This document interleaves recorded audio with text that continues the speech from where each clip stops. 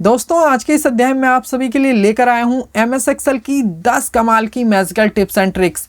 ये सभी tips and tricks बहुत ही ज़्यादा काम की हैं, बहुत ही ज़्यादा पावरफुल हैं और आपको एक्सेल में स्मार्टली वर्क करना सिखाएंगी। दोस्तों एक्सेल में हमारे पास कुछ इस तरह का डेटा है। इस डेटा के सबसे लास्ट में मैं यहाँ पर क्वांटिटी और अमाउंट का टोटल डिस्प्ले करना चाहता हूँ और यहाँ पर मैं ये भी चाहता हूँ कि अगर इस डेटा में मैं कोई नई एंट्री करूँ तो जो हमारा टोटल हो वो ऑटोमेटिक अपडेट हो जाए। बाकी अगर इस डेटा को मैं फ़िल्टर करूं तो जो हमारा सिर्फ विजिबल डेटा है उसी का टोटल डिस्प्ले होना चाहिए। तो ये जो काम है ये नॉर्मल एक्सेल फंक्शन से होगा नहीं। इस काम को करने के लिए हमें यहाँ पर यूज़ करना होगा एडवांस एक्सेल फंक्शन। तो सबसे पहले हमें क्या करना है, हमें अपने इस डेटा में कहीं पर भी क्लिक करना है। इसके बाद हम अपने कीबोर्ड से कंट्रोल और टी बटन एक साथ प्रेस करेंगे तो यहाँ पर क्रिएट टेबल की विंडो आ जाएगी। यहाँ पर जो हमारी टेबल रेंज होगी वो अपने आप सिलेक्ट हो जाएगी। बाकी यहाँ पर आपको एक ऑप्शन दिखाई देगा माई टेबल हैज़ हेडर्स, तो इस पर आपका टिक लगा होना चाहिए क्योंकि हमारे इस डेटा में हेडिंग मौजूद हैं। अगर हमारे इस डेटा में हेडिंग मौजूद नहीं होती तो हम इस पे से टिक हटा देते। फिलहाल हमें ओके पर क्लिक करना है तो ये जो हमारा डेटा होगा वो एक टेबल फॉर्मेट में कन्वर्ट हो जाएगा। जैसे ही आप अपने डेटा को एक टेबल फॉर्मेट में कन्वर्ट करेंगे यहाँ पर टेबल डिज़ाइन का एक टैब आ जाएगा। आप यहाँ से डिफरेंट टाइप के टेबल डिज़ाइन चूज़ कर सकते हैं। यहाँ पर आपको टेबल डिज़ाइन के बहुत सारे ऑप्शन मिल जाते हैं। जैसे कि मैं ये वाला टेबल डिज़ाइन चूज़ कर लेता हूँ, हम इस पर क्लिक करेंगे तो ये टेबल डिज़ाइन यहाँ पर अप्लाई हो जाएगा। बाकी दोस्तों इस डेटा के सबसे लास्ट में हमें टोटल की रो इंसर्ट करनी है, टोटल की रो ऐड करनी है। तो इसके लिए टेबल डिज़ाइन में ही आपको यहाँ पर एक टोटल रो का ऑप्शन दिखाई देगा। आपको सिंपली इस पर टिक लगा देना है। तो अभी आप देखेंगे टोटल रो यहाँ पर ऐड हो चुका है और यहाँ पर जो हमारे अमाउंट है इसका टोटल भी यहाँ पर डिस्प्ले होने लगा है। अब यहाँ पर हमें क्वांटिटी का भी टोटल डिस्प्ले करना है तो इसके लिए हम इस सेल में क्लिक करेंगे। इसके बाद यहाँ पर आपको एक ड्रॉप डाउन आइकन दिखाई देगा, आपको सिंपली इस पर क्लिक करना है। इसके बाद आप यहाँ से सम फंक्शन चूज़ करेंगे। बाकी अगर आपको मैक्स, मिन, काउंट या काउंट नंबर डिस्प्ले करना है तो आप यहाँ से ये सभी फंक्शन भी यूज़ कर सकते हैं। ठीक है, तो फिलहाल हम सम पे क्लिक करेंगे।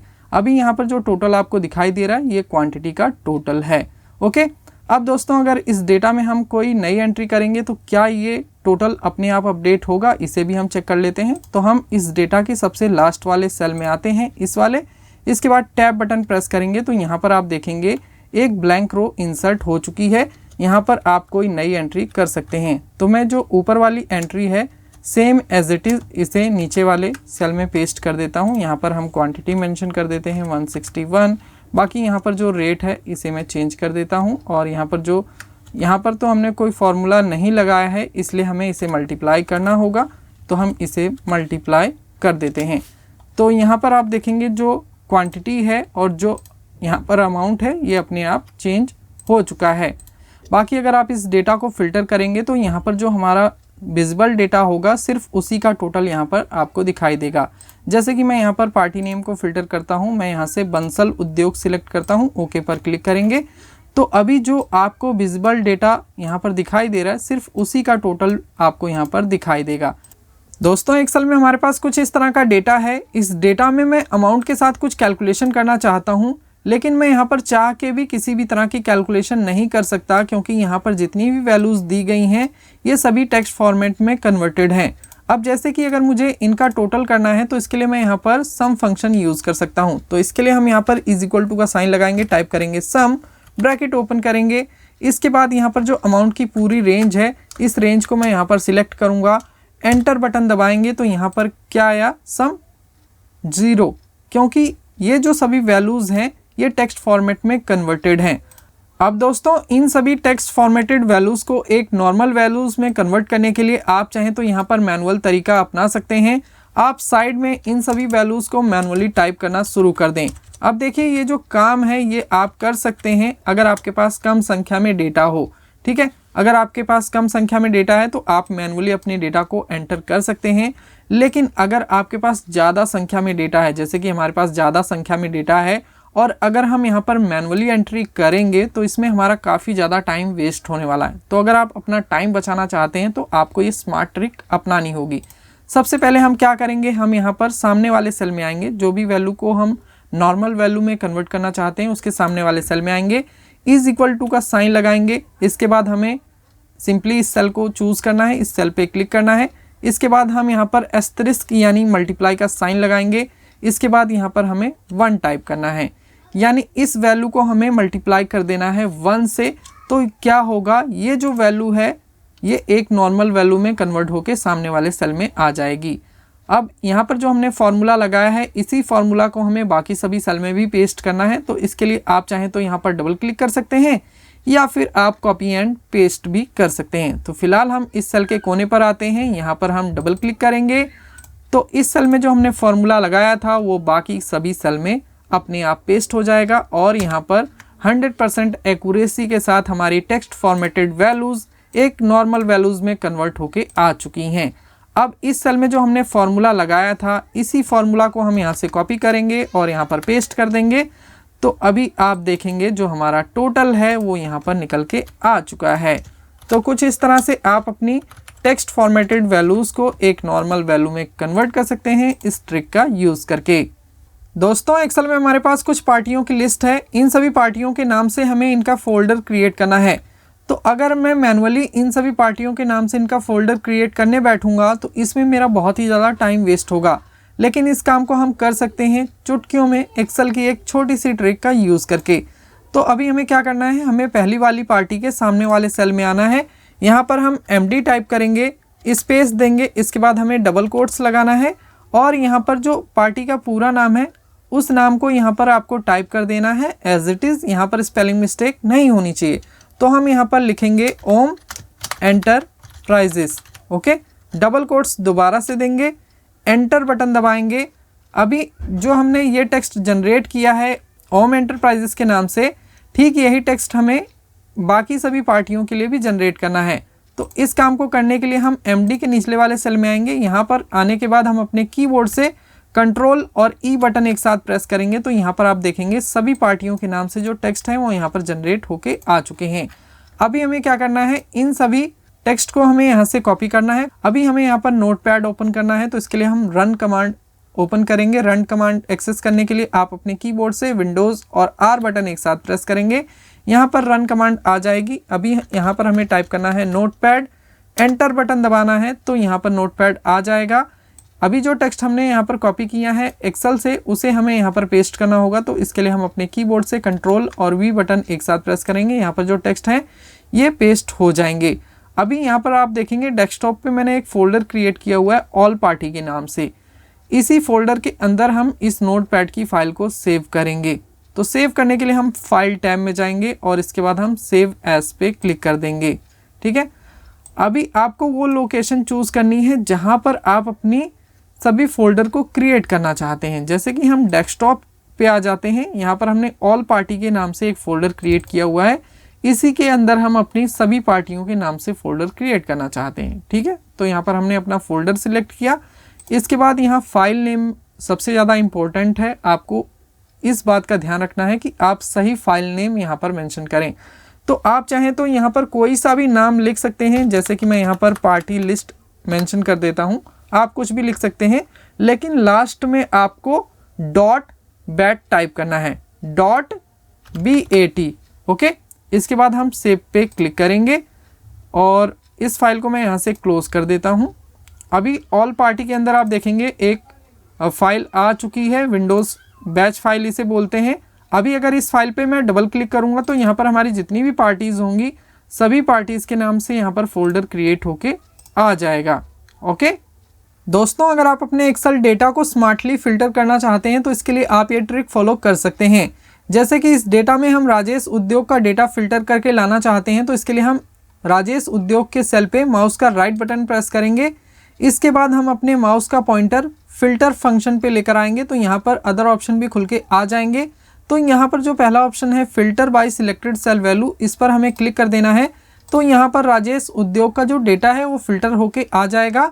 बाकी आप ऊपर देखेंगे तो हमारे हेडिंग में फ़िल्टर फंक्शन भी लग चुका है, यानी हम नॉर्मली जिस तरह से अपने डेटा को फ़िल्टर करते थे ठीक उसी तरह से हम यहाँ पर अपने डेटा को फ़िल्टर कर सकते हैं, जिस भी तरह हम फ़िल्टर करना चाहें। अगर आप अपने डेटा में से फ़िल्टर फंक्शन को रिमूव करना चाहते हैं तो इसके लिए आप अपने कीबोर्ड से कंट्रोल शिफ्ट और L बटन एक साथ प्रेस करेंगे तो यहाँ से फ़िल्टर रिमूव हो जाएगा।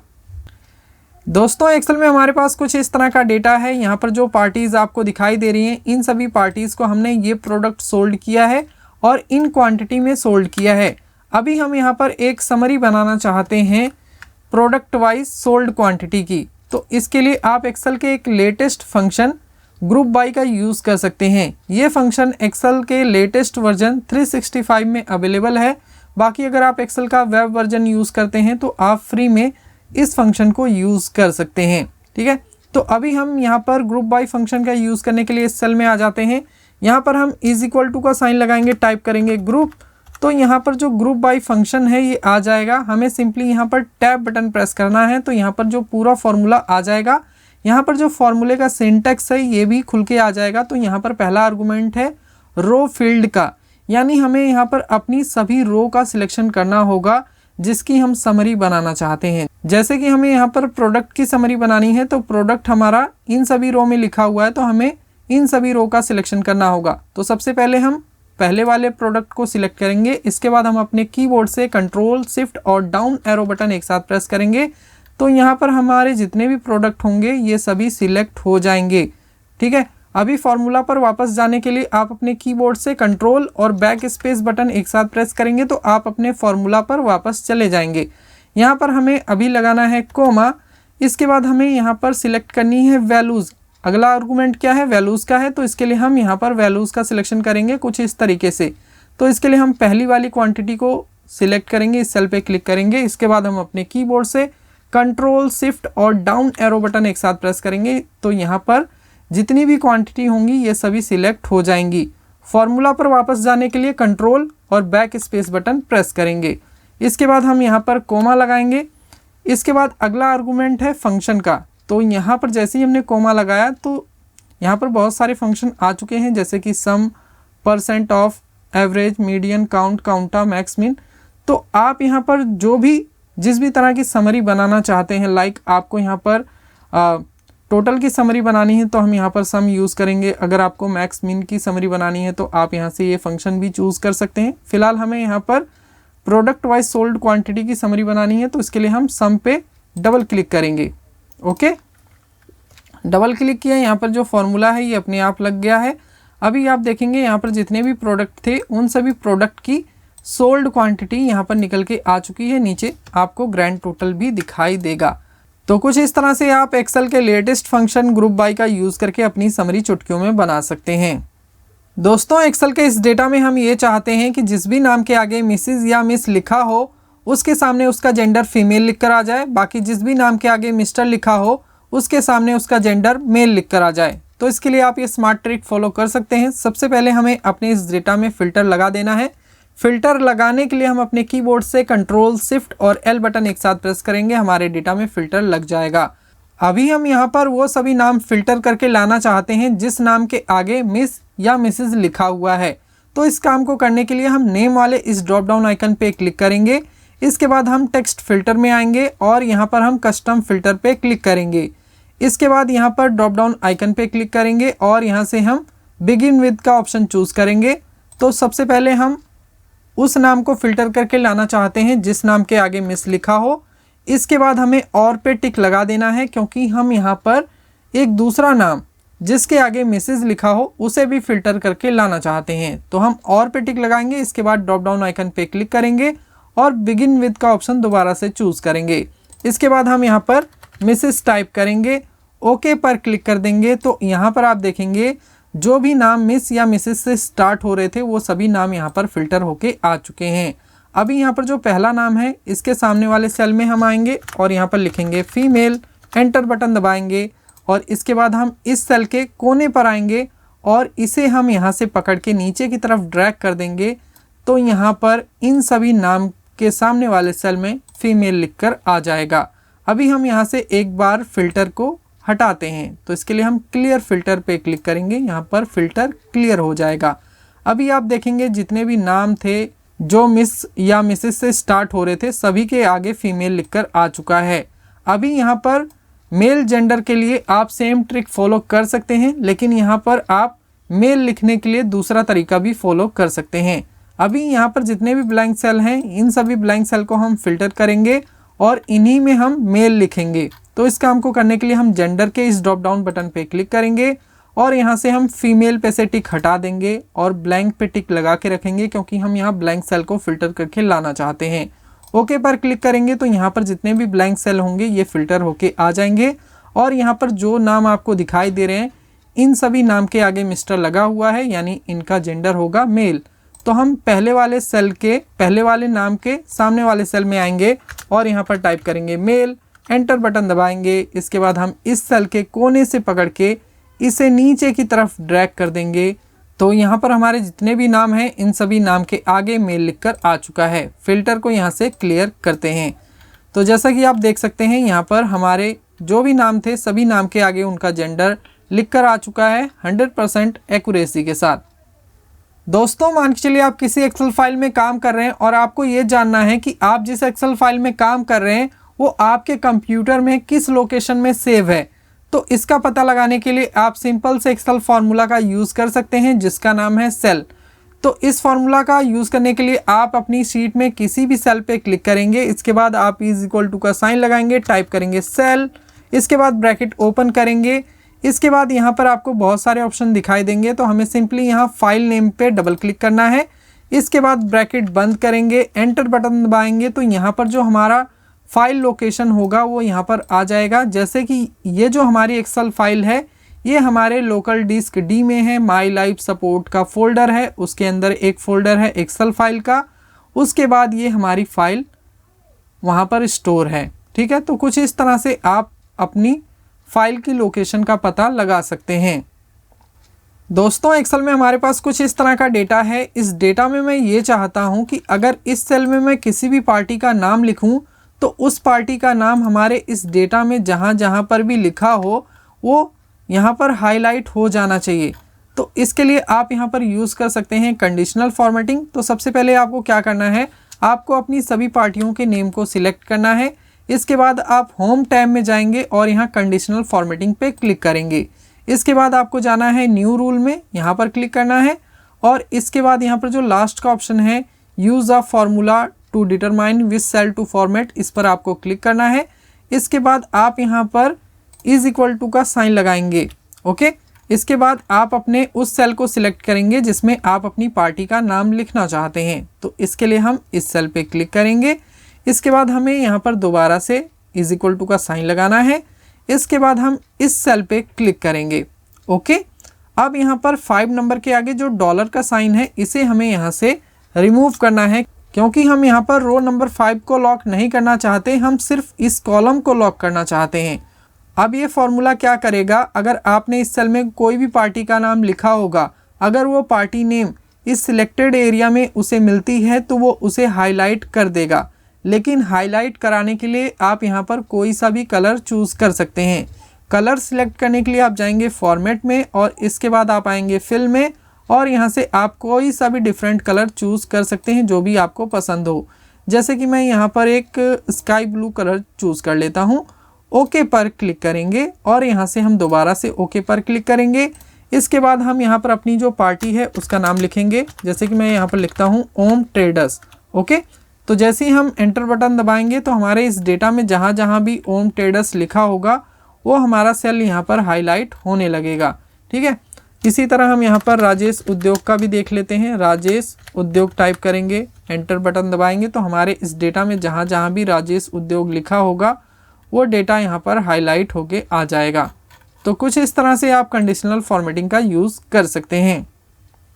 दोस्तों यहाँ पर हमने कुछ लाइनें लिखी हैं, इन सभी लाइनों को हम इन सभी सेल में कुछ इस तरीके से डिस्प्ले करना चाहते हैं सेंटर में, लेकिन हम सेल को मर्ज नहीं करना चाहते। तो इस काम को करने के लिए आप क्या करेंगे, आप अपनी सभी लाइनों का सिलेक्शन करेंगे। इसके बाद आप अपने राइट साइड के सभी सेल का सिलेक्शन करेंगे जिसमें आप इन सभी लाइनों को डिस्प्ले करना चाहते हैं और सेंटर में रखना चाहते हैं। इसके बाद आप अलाइनमेंट सेटिंग में आएंगे, यहाँ पर क्लिक करेंगे और यहाँ हॉरिजॉन्टल के इस ड्रॉप डाउन आइकन पे क्लिक करेंगे और यहाँ से आपको एक ऑप्शन दिखाई देगा सेंटर अक्रॉस सिलेक्शन, इस पर आपको क्लिक करना है और ओके पर क्लिक कर देना है। तो यहाँ पर आप देखेंगे आपकी जो भी लाइनें थी वो सभी सेंटर में आ चुकी हैं, लेकिन यहाँ पर जो सेल हैं वो मर्ज नहीं हुए हैं। एक बार मैं क्या करता हूँ, इसमें बॉर्डर सेट कर देता हूँ ताकि आप इसे अच्छे तरीके से देख सकें। ठीक है, तो यहाँ पर जो लाइनें हैं वो सिर्फ हमारे सिलेक्टेड एरिया में सेंटर में हुई हैं, लेकिन यहाँ पर जो सेल हैं वो मर्ज नहीं हुए हैं। ओके, अब दोस्तों हम यहाँ पर ये चाहते हैं कि यहाँ पर जितनी भी लाइंस हमने लिखी हैं ये सभी लाइंस हमारे सिलेक्टेड सेल में मर्ज होके आ जाएं कुछ इस तरीके से। तो इस काम को करने के लिए आपको क्या करना है, आपको अपनी सभी लाइंस का सिलेक्शन करना है। इसके बाद आप जितने भी सेल में इन सभी लाइन को मर्ज करके लाना चाहते हैं उन सभी ब्लैंक सेल का सिलेक्शन करेंगे राइट साइड के। इसके बाद आपको मर्ज एंड सेंटर के साथ में एक ड्रॉप डाउन आइकन दिखाई देगा, इस ड्रॉप डाउन आइकन पे आप क्लिक करेंगे। इसके बाद आप यहाँ मर्ज अक्रॉस पर क्लिक कर देंगे। तो यहाँ पर आप देखेंगे आपकी जो लाइंस हैं वो यहाँ पर मर्ज होके आ चुकी हैं मल्टीपल सेल में। बाकी एक बार मैं इसमें बॉर्डर सेट कर देता हूँ ताकि आप इसे भी क्लियरली देख सकें।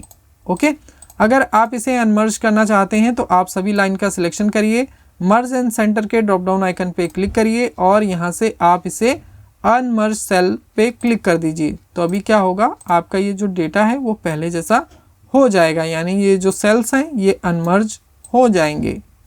दोस्तों उम्मीद करता हूँ आप सभी को माइक्रोसॉफ्ट एक्सेल के ये सभी टिप्स एंड ट्रिक्स बहुत ही ज़्यादा पसंद आए होंगे और आप सभी को हमारा ये पूरा कोर्स बहुत ही ज़्यादा पसंद आया होगा। अगर आप मेरे काम को अप्रिशिएट करना चाहते हैं तो आप हमारे इस कोर्स को 5 स्टार रेटिंग ज़रूर देना, अगर आपको ये कोर्स अच्छा लगा है तो।